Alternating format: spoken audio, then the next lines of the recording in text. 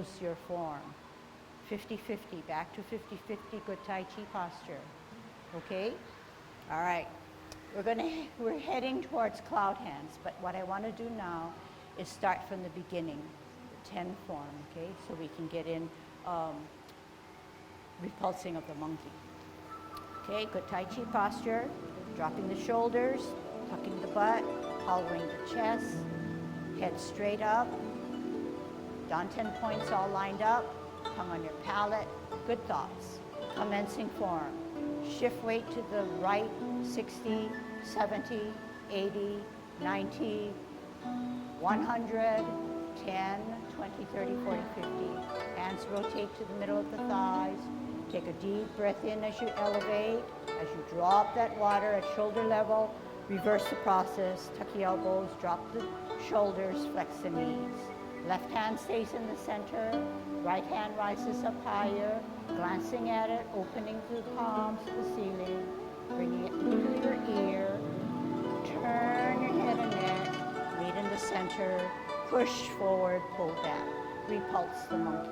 Leave the right hand in the center, left hand up higher, open to the ceiling, bring it to the ear as you glance, turn the head and neck, meet the hands in the middle, push forward, pull back, repulse of the monkey 2. T-stance, we're going to set it up correctly in order to brush our knee. 3 things happen. Ear, hand, heel, turn the hips and waist, brush your knee. Sit back, sit down, pivot, left hand higher, right hand to your shoulder, T-stance, all together, ear, hand, heel, turn the hips and waist, brush your knee. Sit back, sit down, pivot, hold your ball on a T-stance. What are we going to do? Part the wild horse's mane. Here we go. L stance. Bottom hand goes up to the horse's mane. Sit back, sit down, pivot, hold your ball on a T-stance, no crossing of the hands. Step out on an L, right hand goes up the horse's mane. Flip that right hand so you no longer see the palm. Join it with the back hand so you can see the palm. We're in a new movement called cloud hands. You're in a bow step. You're going to sit back, sit down. You're going to pivot. The hands go to a stem and a cup at 12 o'clock.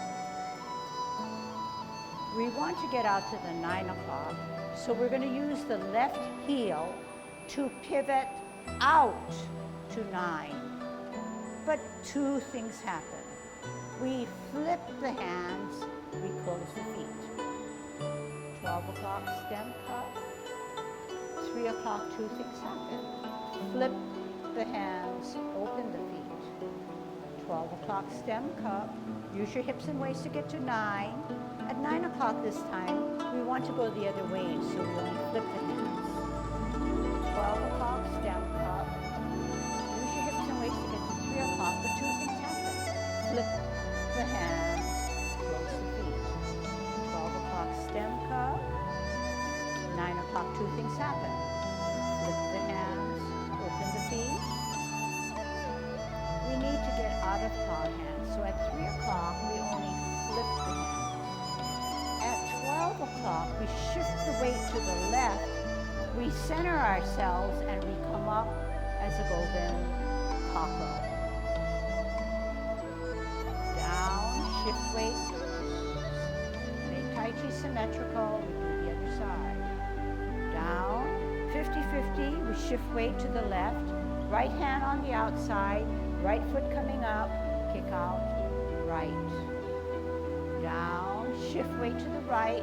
Left hand, left foot come up. Kick out, left. Holding our ball on a T-stance, we're going to grasp the bird's tail. First, ward off. Step out, bottom hand advances to push away your opponent. Turn the hips and waist, reposition your hands. grasp the bird's tail. Pull him down. Turn at your hips and waist contact. Turn again. Push the energy through. Separate and roll back and sit down. Spiral up. Balance. Roll. Sit back, sit down. Twist step. T stance. L stance. Ward off. Turn the hips and waist. Reposition your hands. Grasp the bird's tail. Look back. Contact. Turn again. Push out. Separate. Roll back. Sit down. Spiral up and out. Apparently closing. Sit back. Sit down. Twist. Open pivot. In pivot. Embrace the tiger, right hand on the inside. Shift that right foot over. Bring the tiger up by rotating on your wrists. Tiger is now facing you. Push him in. Push him out. Separate the hands. Drop the shoulders. Tuck the elbows. Flex your knees. Let gravity take you home as you now close your form. Okay, so good. Could follow, right?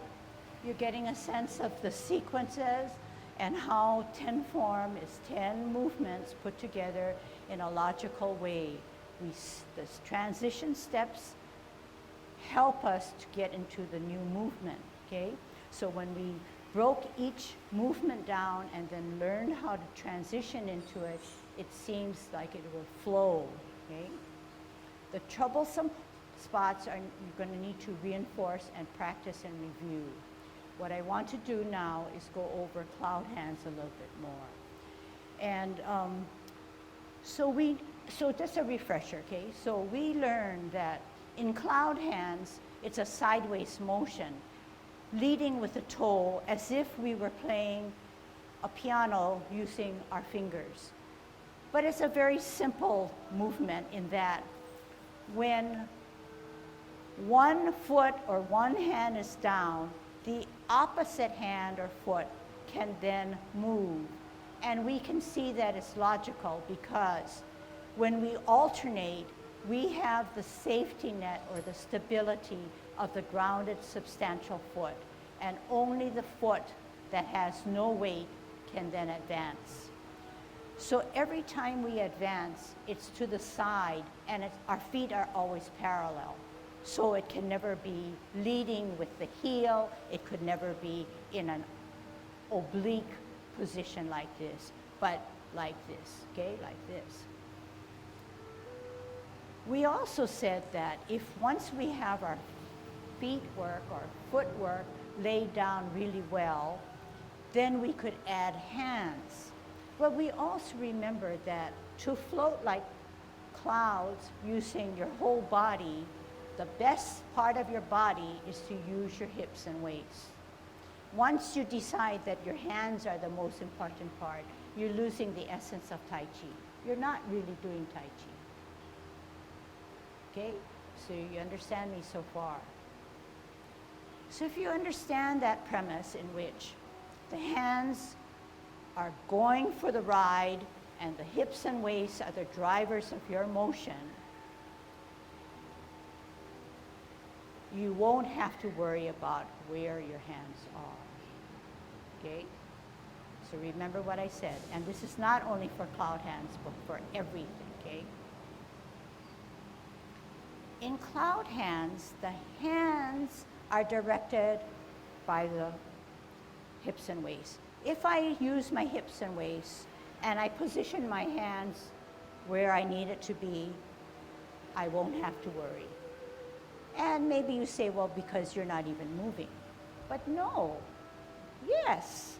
When I get to the extreme and I'm going to feel like I'm going to topple, what do? I use safety. When I get out to this side, I feel like I'm going to fall, I have to move and open. When I want to go to the other side, I use my hips and waist, my hands go for the ride. If I don't move my hips and waist, it would not only look goofy, but I'm not using my body in the best way. But once I decide and understand the premise that my hips and waists help me, I hardly have to know anything about my hands. They come out to the extremities of the 3 and the 9. They need to pass through the 12 o'clock. It's because this guy is directing it, okay? Then we said, well, why don't we just put our hands like this? And yes, they do work like this too. But for Tai Chi, we need to refine something. So we say, we're reading the newspaper, and we have to turn the page, and we have to follow the top hand. We can't read the newspaper like this because it will fall, right? So the logic is the top line of the newspaper is where our fingers are appearing and where our glance is appearing. But however, the word or the print is not just there, it's out into infinity. So in all Tai Chi, you're looking in that direction, but you're looking way out into infinity, okay? So I thought about how much we had worked on cloud hands, and I know that it is a difficult movement. We talked about the feet being parallel. We talked about the hips helping us to drive our movements.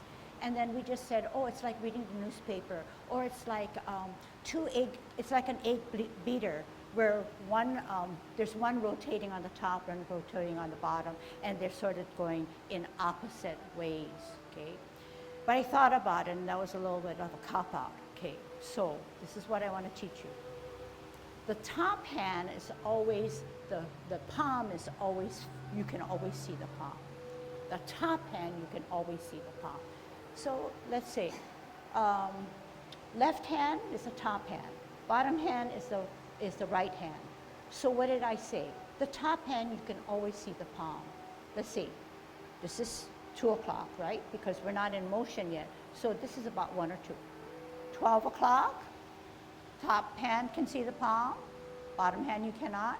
But when they exchange places, the bottom hand comes up with the palm. Move the hips and waists, 12 o'clock. Exchange places, so the left hand now, you can see the palm. And the top hand disappears, the palm disappears. So we're only looking now at the top hand. The top hand, always we can see the palm, right? The bottom hand now, we just kind of forget about him and let him just move along. But once he's ready to come to the top, we need to see the palm, okay? So in that way, you can help yourself to say, well, I don't know whether my hands are doing the right thing. It looks so smooth when I watch, but I get kind of mixed up. So 2 things go on in your mind. The hips and waists are driving the movement. Hips and waists are turning and helping me, and my hands, if set up correctly, they will go with my hips and waists. 12 o'clock, I shift my weight, okay? So what is it, where is it that our hands have to be, and what is it that it has to trace? When you trace something, you use your hands to follow the borders of an image. This time the image is a what do they call it? A geometric design. It happens to be a ellipse. So unlike a rectangle, an ellipse has rounded corners, okay? So if we're floating like clouds, we can never be down, down, because clouds are not just formed that way, because it's not helping our Tai Chi. In Yang style Tai Chi, the primary characteristic is roundedness, circles, spirals, not so much abruptness and force and sharpness, okay? So along that line of understanding, The arms, the elbows are never taut and tight. The energy has to flow with some softness and relaxation. Once it's out like this, it's no longer yang style, okay? So we also talked about this morning about dropping your shoulders. So this is a good way to drop your shoulders and get relaxed, okay? So I know you're eager to try some of the elements that you heard me describe and saw me do and put it into cloud hands. So let's do that now, okay? To get into cloud hands, and we'll tackle two birds with one stone, is that we're on a T stance and we're parting the wild horse's mane for the last time on the right-hand side. Right foot is insubstantial, it's going to advance. Right hand is on the bottom because the bottom hand always advances. We can check ourselves to say, right hand on the bottom, right foot ready to go. So then the left hand goes on the top. We're holding our ball. I cannot stand this way because both feet have weight. I need to make the right foot an insubstantial weightless foot. Therefore, the left foot has to ground down and bear more weight. So that if you came here, you could lift this foot up, okay? So right hand on the bottom, left hand on the top, holding your ball, centering yourself. Rooting down on the left foot. We're going to part the wild horse's mane. T stance. Step out on an L. Turn the hips and waist, bottom hand advances to go up the horse's mane. Bow stance. Bow in the front, arrow in the back. Flip the forward hand so you no longer see the palm.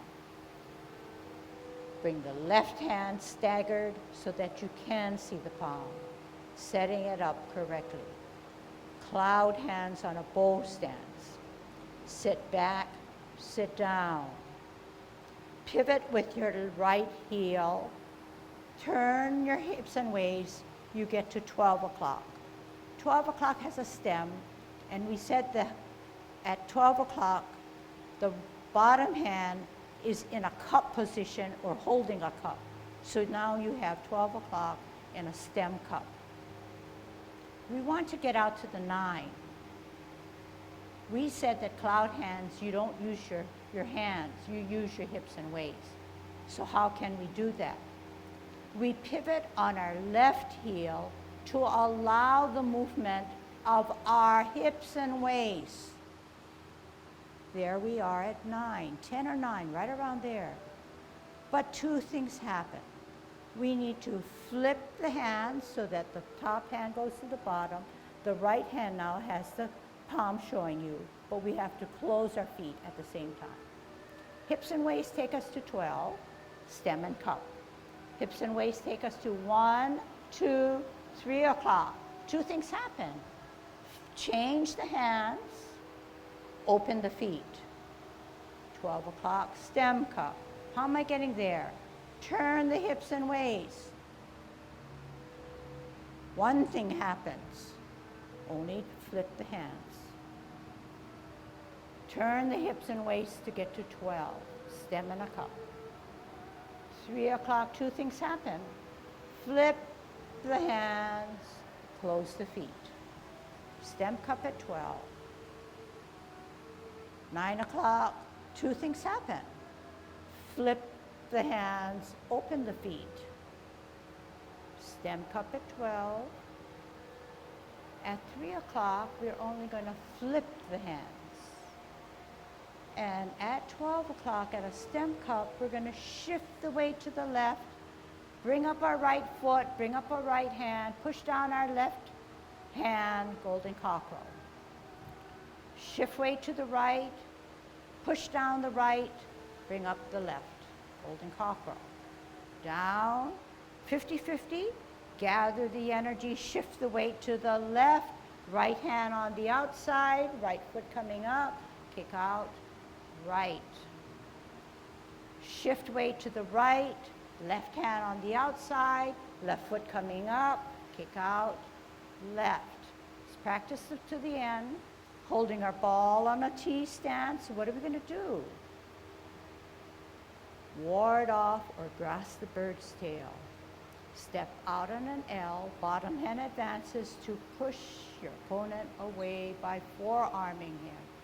Do you have good Tai Chi posture? Or are you letting your opponent push you down? Turn the hips and waist, reposition the hands, sit down, sit back, turn at the hips and waist to look back, contact, turn at the hips and waist, push from the middle, separate the energy, roll back, sit down, spiral up and lunge forward. The other side, sit back, sit down, pivot, right hand stays on the top, left hand on the bottom, holding your ball on a T stance. You're going to ward off. Step out on an L, bottom hand advances to push your opponent out.